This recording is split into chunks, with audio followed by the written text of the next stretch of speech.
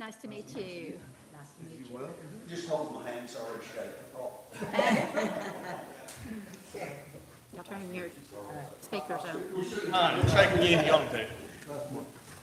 Turn your mics on. You look very nice. Okay, are we ready? Yeah. Okay, welcome to our workshop here today. Called to order. We're going to have prayer.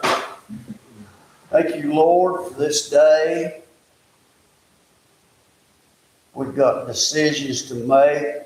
Grant us the wisdom, the strength, and the courage to do what's right.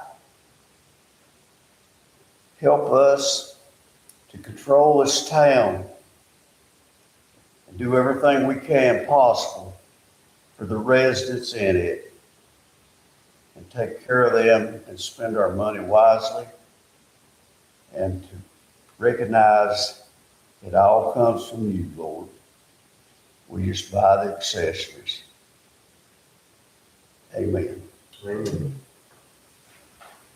Attention, salute, pledge.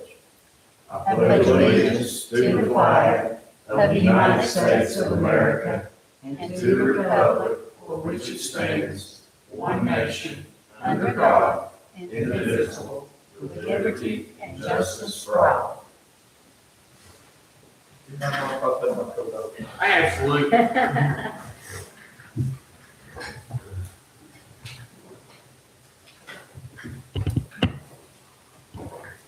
Good to see you. Yes, sir. Call the roll. Yes, sir. Alderman Day. Here. Alderman Lemon. Here. Alderman Phillips is not here. Vice Mayor Radford. Here. Mayor McIntyre. Here. Okay, this is Chief of Police interviews. Davey's gonna start. We'll come around the table here. Okay. First of all, I want to thank you for being here. We're so pleased that you're interested enough in our town to come and apply for this. And so I'll go with the first question. If you will briefly summarize your qualifications for, it's a two-part question. Briefly summarize your qualifications for this position and include your work history, training, and experience, both inside and outside law enforcement. And then I'll ask you the second part of that, give you a chance to respond. Well, I think your qualifications should go more than just your professional career. I'm a lifelong resident of Mitchell County. I'm born in Christian. We have, my wife and I, we have 3 kids. They're all grown. And we have 1 grandson. And I love Mitchell County. And I love Unicoi County. We're right on the Tennessee, North Carolina. So our family, we spend a lot of time right here in Tennessee. We do our shopping, our doctors. We have a lot of family here. And we just, I enjoy being here. I enjoy the place. As far as my career, it began in construction when I was 15 years old. My dad took me to the health department so he could sign a waiver so I could use construction. So I started working in construction for local contractors in North Carolina. My dad worked for them. So I went to school and worked for the contractor, and then I stayed with him for almost 15 years. For 15 years, I stayed with Mountaineer Building, where I get money and be preaching there. And at the end of that time, the Lord seemed fit for me to move into a different career. So he led me into law enforcement. I feel like that's more, it's a career, it's a calling, especially this day. And I went into law enforcement, joined the academy. And as soon as I graduated from the academy, I graduated with vice president. And I went directly to work for Kim Fox, who's in the sheriff's office. Wrote probation for night, and I was promoted from there to the day shift patrol, and from day shift patrol to detective, to lieutenant detective, and from lieutenant detective to captain. So I spent most of my career in a leadership role. I had a lot of experience with major crimes, and having been under me, I learned, one, you don't necessarily tell people they realize what I'm capable of, and I know what they're capable of. And that's the men and women that I like to surround myself with. Capable, confident, ethical, honest people. And I see that is something that in my character is I hope you all see that as well. Honesty, ethics. And I like to carry that on to people with Unicoi County. Thank you. That's quite impressive. The second part to that is, what are your main reasons for leaving your previous job if you were given this position? Reasons for leaving. I ran for sure in Mitchell County. Uh-huh. I actually won 7 out of 8 precincts. The big precinct was Spruce Line. I did not carry that precinct. I lost by 133 votes. So it was 49% of the population voted for me. That being said, I know my ideal, if I had a man that ran for sheriff against me, he had that kind of support, he was probably going to run again. So I cordially went to another agency, and I was blessed enough to take a job here in the county with under my influence. And I just recently, matter of fact, I will thank you all for rescheduling this. I think it was for Wednesday and moving to Thursday. I just came from Nashville yesterday. I just finished the letter. And I'm a certified law enforcement officer. Yeah, that's a good, yeah, good for you. Okay, that's all for my first question, but, again, it's very impressive. I like the way that you handle your answers there, and especially for your reasoning. As a candidate running for office, it's not an easy thing when you go up against your opponents. So, thank you. Okay. Well, thank you again for being here. What are you passionate about? My family, my God. I can't say much more than that. I enjoy being a father. Like I said, my kids are there. And I enjoy being with people. And I'm at my church, we attend London Chapel, Baptist, I don't know if y'all know, it's just right across Tennessee, North Carolina.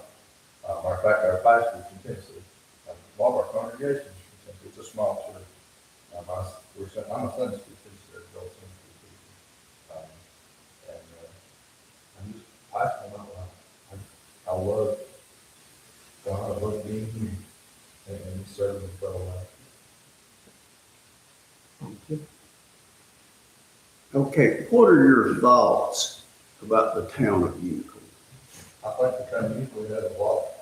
I think the folks here, I've met several folks from the town of Unicoi. When I say potential, I think the economy, obviously you can see it growing. You have a lot of businesses. And I'm comparing this coming from a county of Mitchell.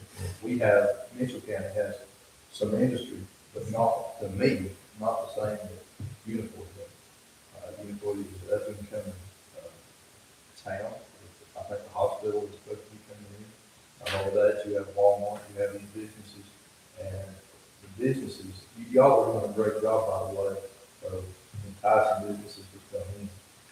This particular segment right here, hiring chief of police, keeping the emergency management up to date. Everything that you're doing is just things that help entice businesses, people to come into the area. The homeowner, that's a major, the general public, that's the one that we have to appeal to right now. I mean, they have a lot of say, so obviously the businesses in the city.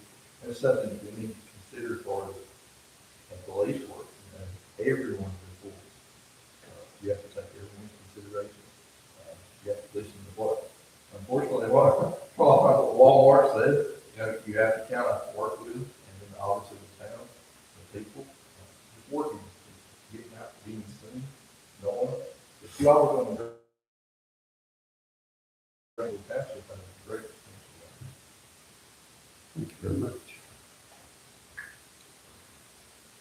Give us an example, a specific example of a time when you were responsible to multitask by prioritizing tasks to ensure mission accomplishment and explain how you accomplished it. Good question, and I hope you'll have a good answer for it. there's several times in my career, I've been in law enforcement for 16 years. Like I said, a lot of that's been, in leadership programs. I have to go back to Hawaii. I don't know what y'all know about Mitchell County, but, you know what Unicoi is, so, to Hawaii. Well, Mitchell County was one of the counties that we were, what you would call totally blacked out. All of our roads were blocked, completely blocked. All of our electricity was out, our cell phone service was out, and for a couple of hours, even our emergency services radio was out. I live in the middle of Lynn, which is really close to here. Myself and another deputy, we found ourselves being able to communicate with handheld radio with each other. So once the storm was, I'm not saying late, I'll say it was over, but once the storm kind of got to where we could get out, I used my own equipment to saw my way out, to chainsaw my way out to the main road. And from there, I got with my deputy, and we finally got our way solved. We got open roads along with them, but there was so much help from the public and the emergency main personnel. But when we finally did get to where we could get out, it took about 2 days. I got to our command post, which was vacant. This is still obviously we have no communication at all. So we started doing operations from Bowman Middle School. The sheriff's office in Mitchell County actually was part of this. So we didn't have a command post in Mitchell County. We had to basically find one, which was the Bowman Middle School. Several days after the storm, we finally began to have help coming. So they assigned me, when I say they, it's emergency management, being captain, I was assigned to 2 different roles. One was being administrator there at our command post. But we found out the command post is a great thing, but with no cell phone service, these agencies that were coming in to assist, they had no way of GPSing their locations. There was, the road signs were washed away, the roads were gone. These homes, these people need help, especially on the north end of the county. And I'm not saying it's too much, but the north end of the county, which the north end of Mitchell County is the adjoining county, to Unicoi County. So if y'all know, like 107 goes into 226, that's our north. Y'all are familiar with Hopper, Bigler. Well, those areas I know very well. I grew up on North End, so I knew these roads. I knew what they were. I knew where they went. I knew the people. But they assigned me to details. It was a search and rescue team, and one particular team was from Randolph County, and they had a combat medic. It was also capable of giving out insulin, different supplies. So that being said, in my knowledge of the area, I took those teams from Randolph County into the remote area. We cut our way in, we go to individual homes, and we went home to home to home. And we basically made sure that everyone was safe. I was also assigned to, with my, if you read my resume, I had a lot of homicide investigation training. I was also assigned to the recovery efforts down the bridge. But that's where I was placed. It came out of my initial role. And from there, obviously, we were able to help a lot of folks in the area just by by the knowledge that I had. And I'm not saying that to brag on myself. It was the good Lord's grace that we bring to my son. Such as me. I hope that's an answer to your question. That's good. Thank you, sir. So, one of our aldermen, he got his dates confused, so I'm gonna ask his questions. They saw me texting, I wasn't being, trying to be rude or anything, but he called me back, I said, hey, where you at? And he's like, oh, I thought this was next week, so I'm gonna ask these questions too, so I'll ask these questions first.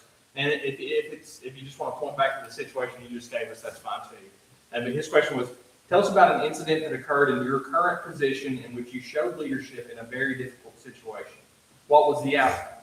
And then tell us about a situation where you could have shown more leadership, and what was that outcome, and how would you have handled it differently looking back now? I think we all have room for improvement. If we think that we're perfect and we don't have room for improvement for learning, I think we'll do.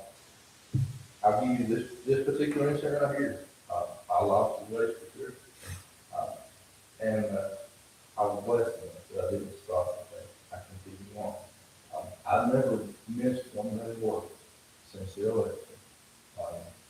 I went directly to work for Unicoi County. During my 2-week notice with Mitchell County, I worked that notice out, and I came directly to here. And I don't know if this is comparison to the question you may be asking, but I wouldn't say that it's something that I would intentionally improve on, but I'm sure that if I thought back, there would be things that I could improve on with my skills. I wish I'd taken training. I wish I'd have spent more time with my family and this career in law enforcement. It takes a lot of time away from the family. I spent being in investigation, captain, supervisor. I spent a lot of time away from my home at night. I have on call out, whether it was SWAT call out. I'm also a SWAT operator. But thankfully, I'm not active SWAT any longer. I found out in my career that's a younger man's job. But I still feel like I'm young. That being said, I think hopefully showing y'all that I'm sitting here today with the initiative to be your chief and my experience, and I would like to see this in a long term. So I'm close. This is close to my home. This is something that my family, we're in here, and a lot of my family issues. I hope that kind of answers that. You did good there. And I'll get to my question here, and it's kind of a loaded question a little bit. We'll go through it slowly. As a candidate for the town of Unicoi Police Chief position, you need to know that that department is undergoing a transformation. You took the time, you came and talked with me, so you're already aware of that. I'm going to give you some examples of proposals for the department. Given the examples, please give us honest feedback, because we're not police officers, right? On the proposals, and if selected as chief, how you would communicate with the staff regarding their implementation. If you disagree with the proposals, thoughtfully explain the rationale for disagreement and offer an alternative. All right. So the first thing is, like I said, this is totally up to you to answer it how you want to, justify it, whatever. The town of Unicoi police cars are the property of the county of Unicoi, right? Unless you live within town limits, police cars are to be left at the police station when off duty. And the question you have is that you want me to say, that's something that I would intend on continuing? Is that what you're saying? Well, that's not been a policy in the past, right? So a lot of our, Okay, I see where you're, so I understand where you're coming from in that. So there's some pros and cons. We dealt with that in one of my previous agencies. The thing about having a take-home car is the town, and this is coming from an authority figure, the town would have the privilege to call that officer in if they need. They have that car, and you have that opportunity to say, well, you have to take on the car. If we need you to come in, you can. Whereas if they had it here, that you're going to have more trouble getting that officer to come in on their days off or on the they're most likely going to come in anyway, but you just have that additional layer.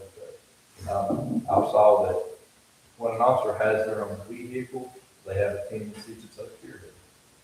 Now, like I said, I'm not saying that they won't take care of one that sits here at the department, but that vehicle being assigned to them, that is their responsibility. And they're more apt to make sure that it's taken care of, make sure that it's got fuel in it, make sure that the oil change, the tires are good. Because if that's your way to work back and forth, then they're picking you more out to take care of it. The same hand, that's another incentive for an officer to be apt to work for as a town.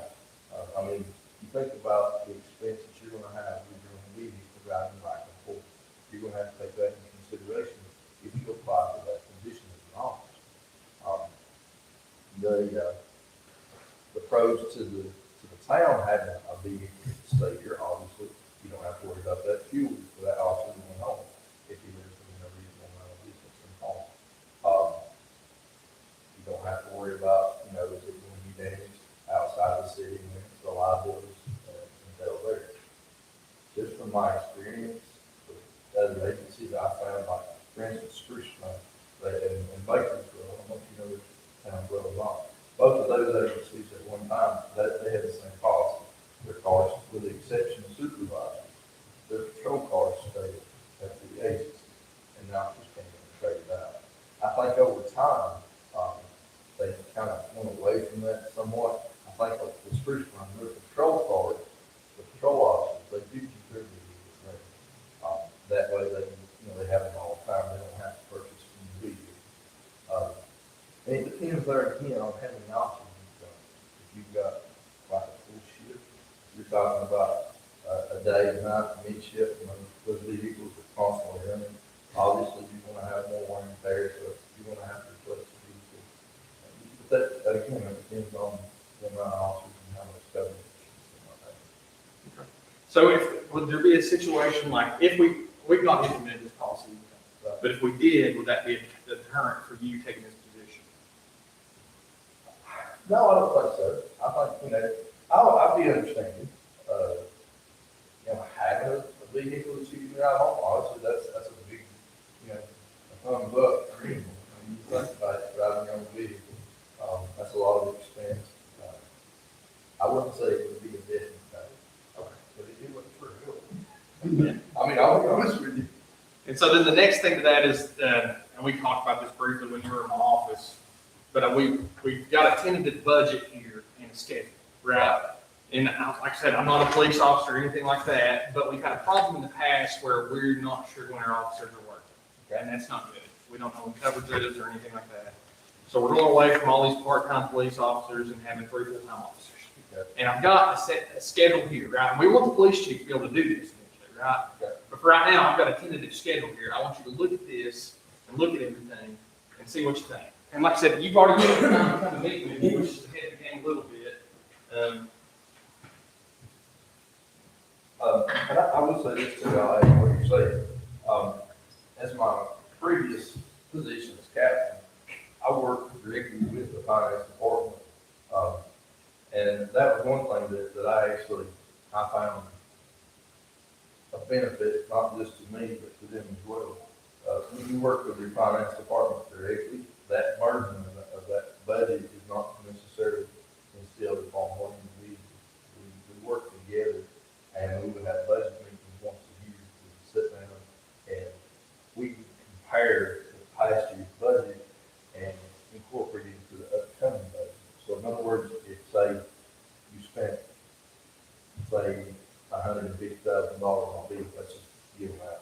You spent $150,000 on a vehicle last year, and you're still coming up short with the vehicle maintenance. You're spending out more on maintenance than you are where you could purchase a new vehicle, and they say, well, we're going to add a vehicle on this year. Or if you're, say, spending less on office supplies, and that was always a big budget. I don't know about here now. That was a big budget issue with office supplies.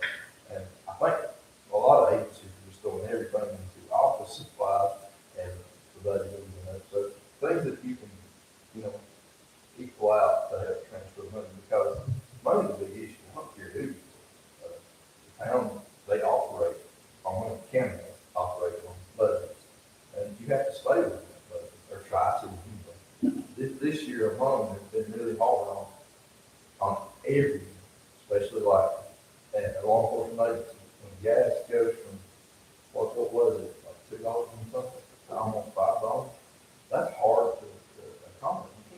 You can't forecast that. But the schedule's the main thing I want you to look at. And you can take that with you for sure to study it, but just tentatively looking at it, what are your concerns, if any?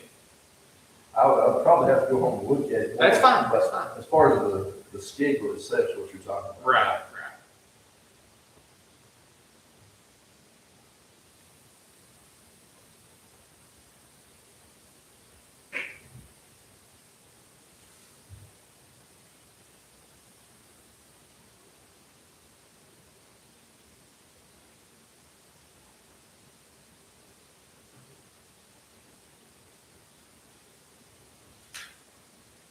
So what part of the chief, like where I'm looking at right here, the patrol 8 to 10? That's the whole coverage amount, that last column you see there that we'll have for that day. Okay. So like on Monday, you see 8 to 10, well, the chief gets here at 8, and then patrol, 2 Okay. leaves at 10, so we got coverage till then. Okay, I was thinking, guys, well, an hour for it. No, you see it top there, Monday, Friday, 8 to 5, chief. Okay, all right, that's fine. Yeah, I guess I should look at the whole thing. That's okay. No, I don't, and initially, I think that's actually a decent schedule, I think. You got coverage on the weekend. You know, and honestly, it'd be something too that we, if you hire a new chief, one of the first things that I would want to do would be sit down with Bob, and talk with him, and get a rapport, build with Bobby, to make sure that everything that county is helping them out with coverage at night after this, 10 p.m. area. I don't think they have an issue with having the past. No, they've got good, so that's one of my questions, so you're already answering something I like to ask these questions. So yeah, we do have a good rapport with the sheriff's department. We're actually more like a supplement to them than they are a supplement to us. Right. So they have officers out here, and I know the new sheriff is pledged to keep some officers around us and that sort of thing, right? And then at night, they always handle all that, so. And, you know, that's the thing, you know, with law enforcement, y'all are not oblivious to law enforcement. You kind of know what I'm about to say. If you have major crimes occur within your jurisdiction, I don't care if it's the town of Unicoi, if it's the county of Unicoi, if it's the city of Irving, they're going to ask for some help. TBIs come in. There's just things that you're going to have help with. And the schedule, as far as the schedule itself, I mean, you just have to work and see how it works out. You're going to have additional help, obviously, from outside sources. But y'all are prepared for that. And having a rapport with these outside agencies such as the county, I don't see an issue. And the last part, look at that schedule, because we'll move on, so I know we're going to press for time. As you see on the schedule, there's 3 full-time officers like we talked about, the chief and 2 additional patrolmen. The patrolmen, by what we're doing, is that they're gonna be on $19.70 per hour. That's their hourly rate. If the budget says 42, it's right at 41, but you gotta think about some overtime that's happening. Is that acceptable, or would you prefer, if you were the chief, to have one of the 2 have an assistant chief title with higher pay? Now, keep in mind that cumulative sum of the dollar amount would change, but one of the patrolmen would have a less amount of salary, and the assistant chief would have a higher one. How would you like it? I think assistant chief's not a bad idea. There again, when you're talking about salary, and I'll go back, you get what you pay. And I mean, I'm not being critical, but what you pay for is what you get. If you pay a little more for an assistant chief and have that rank, then obviously, hopefully, you'd be getting a better officer. The patrol deputy, if you can be compatible with maybe the county, then I don't see an issue with that. I think the county's what, 50 something? Yeah. So, I mean, if you can be compatible with the county, and obviously, over time, if there's a cost of living expense or something, you know, there's a rate to it, then you'll adjust according to that. But, you know, right now, that would be something that would probably be, you could probably follow it right now. Okay. But at least until we see how, as chief, you know, see, it's going to take some time to adjust to anything. And you're talking about bringing in 3 brand new individuals, and adjusting to each other, not just to each other, but also to the agency itself. So it's going to come, I think that's fair. Now, there is one holdover, right? One of the one person will be one of the 3 positions. Okay. She's been guaranteed that. That's just something you need to know. But we'll move on to Todd's question. If he's touched on any of your questions already as he's talked, then we'll just skip that question. Charles, you got that one about working with the sheriff's department. I'm the town attorney, so as, my role, protect the town of Monmouth, is one of the most common things in law enforcement, as you know, is excessive force. Yeah. And all that. So explain the use of force continuum, when can an officer use, force and can use deadly force, and example of use of force that you were involved in, what was that? Well, obviously, continue, use of force, it's something that, the only reasonable amount of force that's necessary is effective arrest. Now, if you're talking about deadly force, I support an officer that has to do that. That's something that you don't want to do. And if you look at my resume, I do have a previous, I'll just give you the story, that way you're not oblivious to me. In 2011, I answered a domestic call.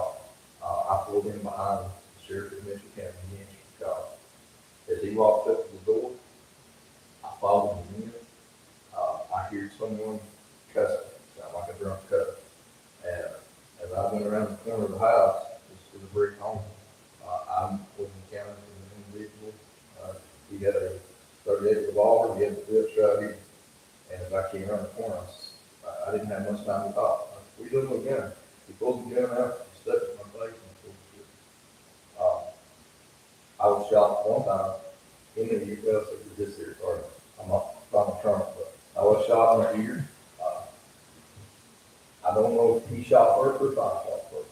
I did draw my weapon. I discharged it 4 times. He shot 4 times altogether. It was almost point blank range. And he succumbed to his injury. I was treated at the local hospital. I did recover. The SBI came out of work with case. I was cleared of the police officer lost you. They said the officer was justified shooting. The individual that was in question had told his mother earlier in that morning, he asked her if she would be willing to take the gun and kill him, that someone was going to die that day. Now, that being said, it's a sad situation, not just for the officer that's involved in that use of force, but he has to do that. It's also a sad issue for the family. And I won't say that I will on this thing, but it's something that you consider when you hear the officer's been involved in a shooting, or is justified, that you do the right thing. You being an attorney, you realize what I'm kind of saying when I say, when they read your rights, you feel like you haven't done anything wrong. That's a hard road over. But I'm very blessed. I'm blessed by what God Almighty. I would support my officers to do the job they're trained to do. They've all been trained to use force tactics. Which they did better than. And I'd like to say that Tennessee does a wonderful job teaching our officers law and use of force. And I think it's something that needs to be monitored. I supervise often, reminded. That's why we have the state of Tennessee implements 40 hours of in-service every year. A lot of that is to firearms and use of force. So I think it's something that we have to support when they have to do that if it's justified. One follow-up, because this is a question, it's not actually on my list, but what's on the budget, recently tasers were bought. So what's your thought on tasers? I think Baker is a good alternative to the use of deadly force. I think it's from my experience, obviously, I'm bringing back 16 years. The big thing about tasers that I have saw is it's not necessarily having to deploy them. You can simply put that red dot on someone and 9 times out of 10, they'll automatically give up. Now, my always, there's always those cheaters that don't want to, but just having that option to pull the taser out and use that just as a preventative measure, I like it. Back to me. Okay.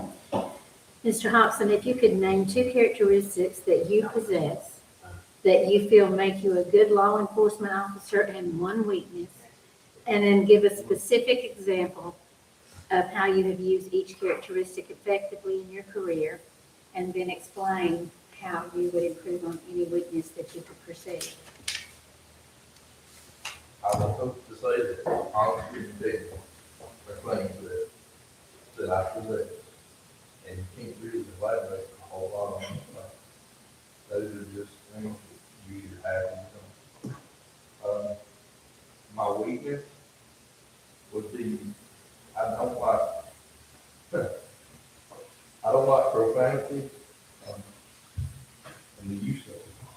And an example would be, I worked a case, in North Carolina, they call criminal court, period court over there.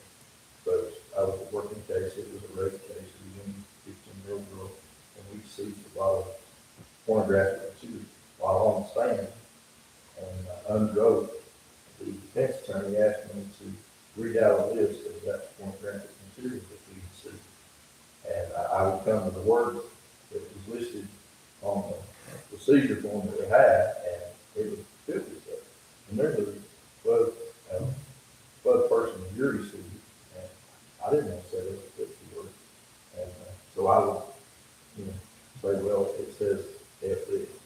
And the defense attorney, he didn't like me to say it. He wanted me to say the full word. So the judge, he ordered me to read out verbatim what it said, or he would show me contempt. So I had to read that. It's not like that, but I think it shows imperfection, in a professional way. That makes sense. Okay, this is kind of a loaded question too, so listen, if you need to ask me back at the end. Tell us about a time when you broke a rule in order to get a job done. What was the fallout from your decision, and do you have any regrets about how you handled the situation? I'll go back to Helena. Yes, I broke a rule, but I think a lot of people, not necessarily broke it. Rules one thing, law is break a law. The rule, I'll have to tell you a story. I don't want to keep y'all here all evening for y'all morning. Yeah, we do have a schedule. I'll try to be brief and say this. If y'all pay attention to Mitchell County during Helene, there was a story about generators being installed on law enforcement. Obviously, y'all know that wasn't through law enforcement, something through generators. What had happened is this County Randolph, they were kind enough to allow most of the local officers to go home for a week. We've been working for hours now. And these generators, they were inside of a impound lot. And on that Sunday in question, these officers that I had worked with around Randolph County, they were down in Pigeon, and people needed generators. So they came back to that impound lot and they shut the generators without approving it through the ones that were issuing the generators out. And they sent them out and they took them to home. People knew, people that were on auction, people that were getting ready to lose their food, so they took these generators to different locations where they needed to be. Well, when I came in Monday morning, the captain came to me and he said, hey, we give you, here's a list of the names on it that need to be taken out. Well, you done what I was doing. We took a lot of flack off from taking those generators without permission, but I would still do that. Those people needed the supplies that needed generators. And I took most of the brunt for that. I had to call the sheriff in Randolph County and explain to them why I had allowed the officers to take generators without permission. So, yeah, that would be one thing. I don't regret it. It was a need, it needs to be met. Thank you. Why this position over other opportunities? One, I like Unicoi County. I like the city of Unicoi. It's close to home. Y'all seem like really, really great folks. And it's something that, with my years of experience, I would like to have something that's close to home, that still is in my line of work. And I think you all can benefit from me, and I think I can benefit from you. Give an example of a time that you demonstrated your abilities to handle a law enforcement case from arrest to successful prosecution. Explain the crime and detail your actions to include paperwork required and your involvement in the court process. Wow. That's a lot. That's a long one. Well, to pick one particular if I could think of one, it would be, so if you read my resume, I said I've had a lot of crimes as an investigator. Uh, Most of those are minor crimes, homicides, rape cases. One in particular. I would suppose, are you familiar with I don't know if you're not, Cecil Scott Martin? He was a resident of Mitchell County. He killed, two girls, dismembered their body, and burnt their remains. I was the lead investigator on that. I worked with the family of those murder victims. Matter of fact, one of the mothers still contacts me today. We began that investigation in October 2016. I interviewed Mr. Bird at his home. I don't know if you've ever heard anyone say, well, that makes a hair on the back of your neck stand up. Well, that was one. The minute I stepped out of the vehicle, just being on that scene, hair on the neck stand up. After interviewing Mr. Bird the first time, obviously it's being a homicide, and you've got the remaining two girls in this one, but you don't know where they went. Obviously it's a thing that just, it's not something that you're just going to say, well, I arrested this person on this day. Well, after talking with him and realized something was definitely wrong, he gave a consensual search of his home. You need to walk in, you can smell a strong odor of bleach, or cleaning blood, so forth, so on. He had actually later found out that he dismembered these girls in the basement, killed them, dismembered them in the basement, in the third basement. He actually kept one locked up in the basement, in the third basement for a long time. Just to make it, I don't want to go into details because this could be a long story. So we ended up talking to his mother. We actually submitted a polygraph. We interviewed him again. From the time that he had submitted a polygraph, which he did pass on, that he has he passed it. But there's a certain type of people that can't pass it. But anyway, his mother, she came into the sheriff's office while we were in the process of serving a search warrant on his house, secondary house. And his mother came to the sheriff's office. She was just mad because we had seen gas can. It was the same gas can that he used to burn the body. And she wanted the gas can back for her. We got talking with him. And I'm not saying this how great an officer was. It's just how it all works. He used me to do things for his benefit. I hope to see that. But as I talked to his mom, I told her, I said, you're a Christian mom. I said, wouldn't you want to know where your baby's at? I said, this girl's a missing. And she said, yeah, I would. I said, do you think I want her at? And she said, yeah, I would. So she actually, I got her in my car and we drove to it's 226, just about a mile from the Tennessee line on 107. And we discovered the burnt remains of one of them right there. And later on, we found out, and we actually went on the 107 side of Unicoi County, the other girl from Unicoi was there for the last few years in our county. And we ended up setting him up with the mom's help. We got him arrested in South County. When we interviewed him in South County, he admitted to killing both girls. The fourth thing that I just said was in the body. I saw that case from beginning to very beginning to the very end, and he pled to the charges at hand, and he was actually serving 2 life sentences in North Carolina. Some of these will be rapid fire because we got about 2 minutes before we got another candidate. But I got just a few rapid fire questions that he might too. They can be simply yes or no's. Do you have any knowledge of the TBIVRS system, timers? No, I do not. Okay.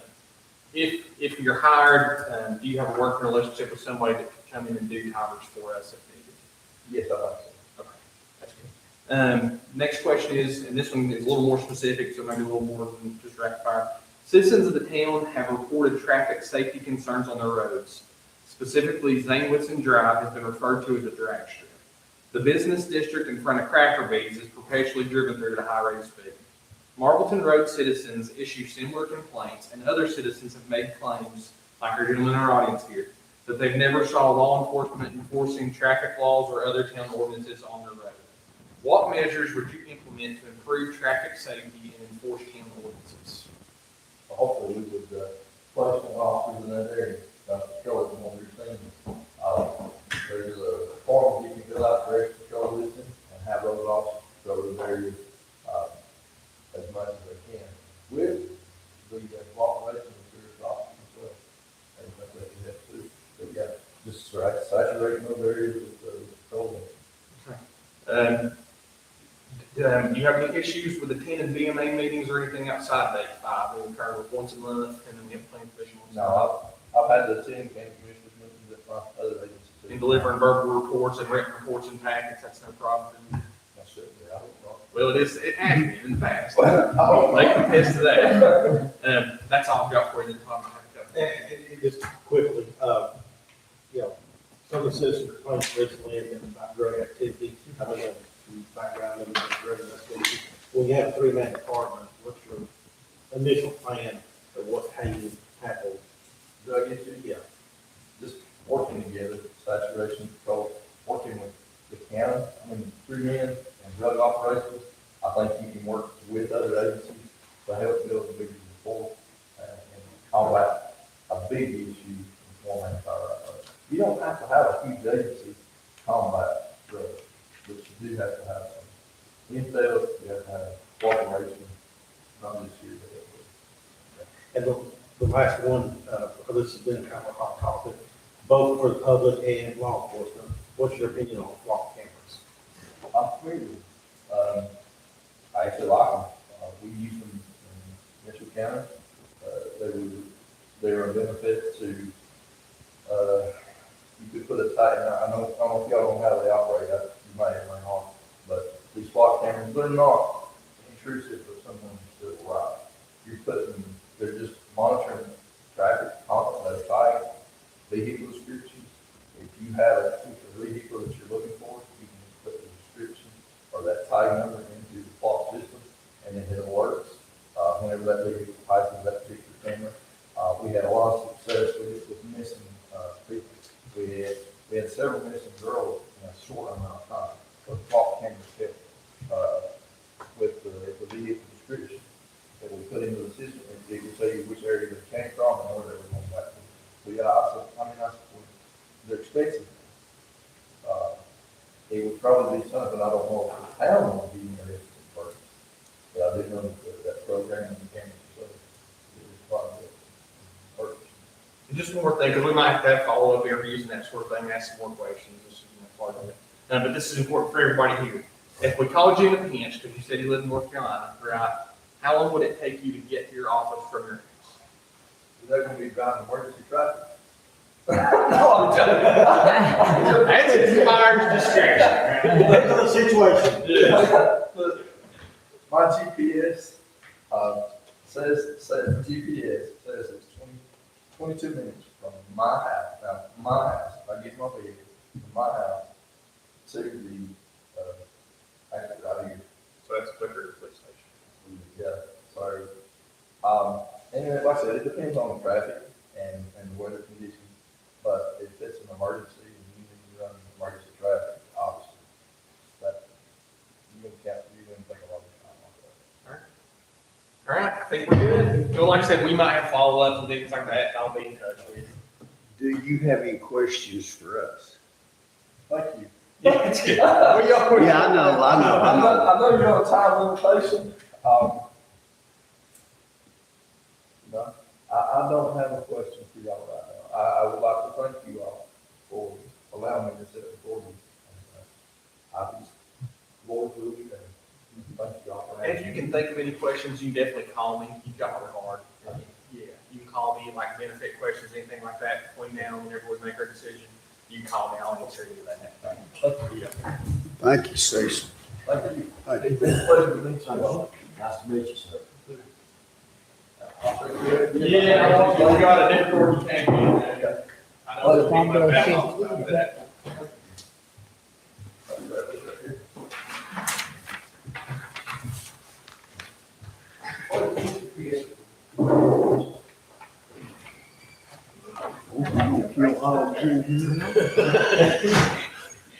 Alright, I'll go grab the next one, that was long-winded. I know, but Must go sit. no, I think we all need a bathroom break. Mail for attorney.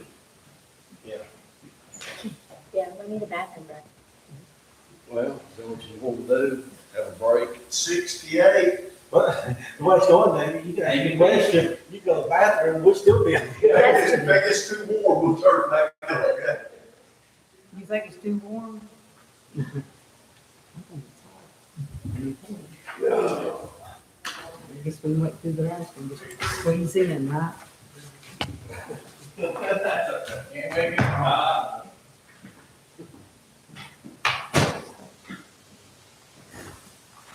Morning. Morning. Morning. Oh, I see you.